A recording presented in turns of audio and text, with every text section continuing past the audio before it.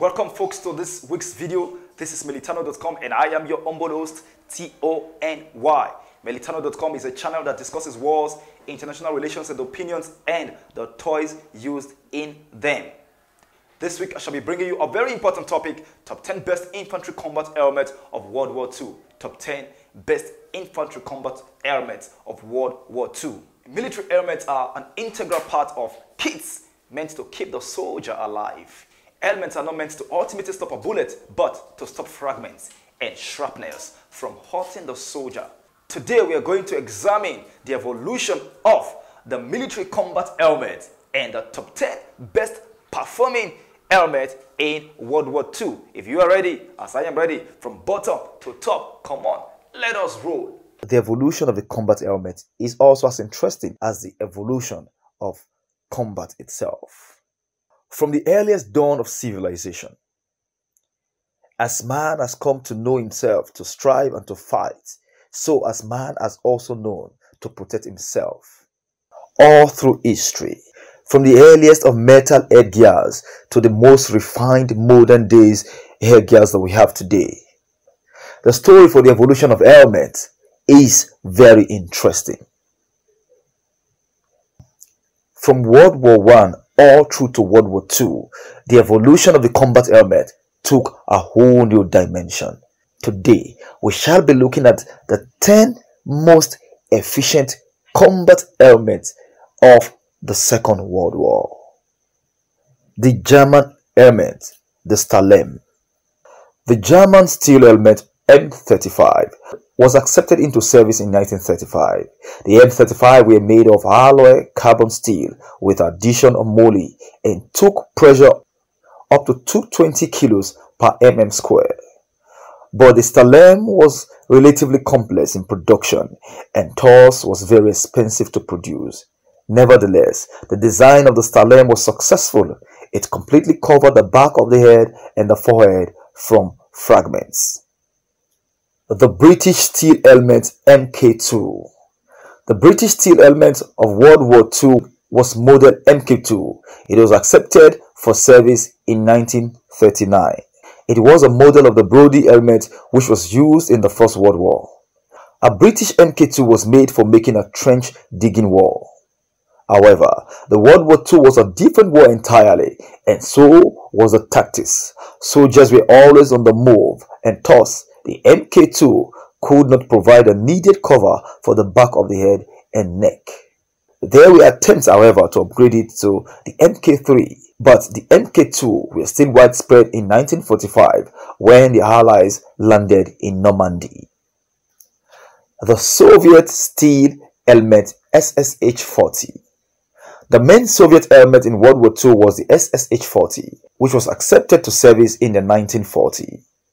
This helmet was produced by a metallurgic factory called Red October. The helmet was made of 1.2 mm thick alloy armored steel, weighing 800 grammage. The Adrian Helmet was the standard steel helmet of the French Army and was accepted in 1940.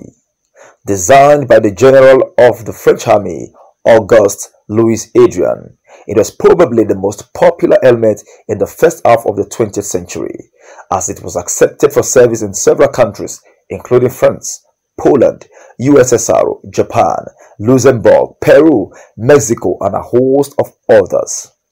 The Adrian helmet design had 4 parts: hemispheric arc, front and back peaks, both with sharp frame edges, and a comb covering an air hole and enhancing protective properties of the helmet.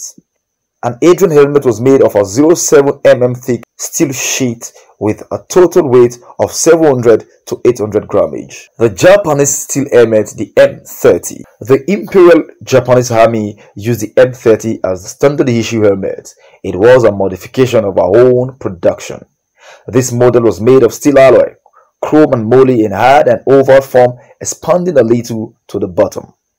There were 2 air holes on the left and right sides of the top of the helmet. The liner was made of leather and consisted of 3 double tongues strung to a leather band. The M1 USA helmet. The M1 was accepted for service in the United States in 1941 and served the American Army not just through the World War II but served till 1985.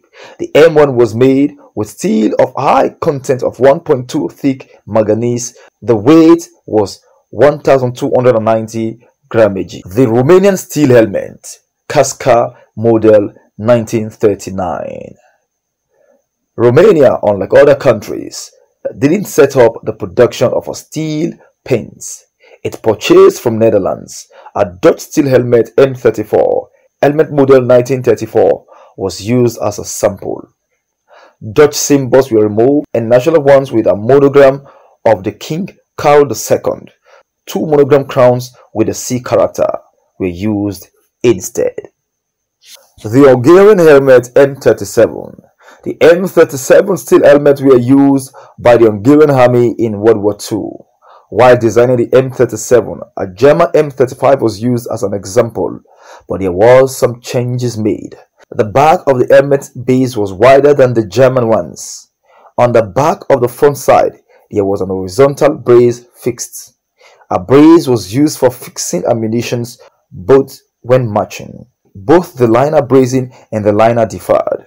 The Hungarian model M37 was made from steel of poor quality, weighing 1,170 grammage, and the thickness of steel was 1.9 mm. Alright folks, welcome back from that video. I hope you enjoyed it. Please do not forget to subscribe to this channel if you haven't.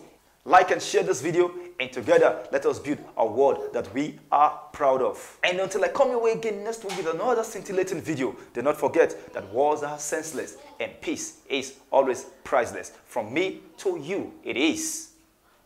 Bye.